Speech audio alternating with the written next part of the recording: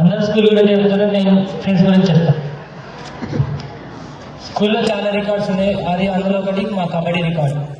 అందులో మేము చాలా కష్టపడ్డాం. ఫస్ట్ అన్ని గేమ్స్ ఆడుతూ గెలుచుకుంటూనే వచ్చినాం.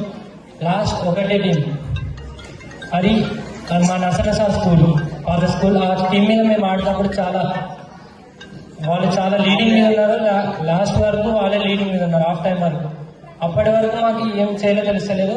అప్పుడే Rishi sir and Rajat sir, Srinivas sir, Sandeep sir వాళ్ళు వచ్చి చెప్పిన తర్వాతనే మా స్క్వాడ్కి ఉన్న కోఆర్డినేషన్ అనేది మాకు తెలిసింది. అప్పటి వరకు మాకేం తెలియదు. అప్పుడు వాళ్ళు చెప్పిన తర్వాత వెంటనే మేము 30 seconds టైం అవుట్ తీసుకొని మాట్లాడుకున్న తర్వాత నెక్స్ట్ హాఫ్ టైంలో మేము అదే మా సక్సెస్, ఫస్ట్ సక్సెస్ మా టీమ్ స్క్వాడ్.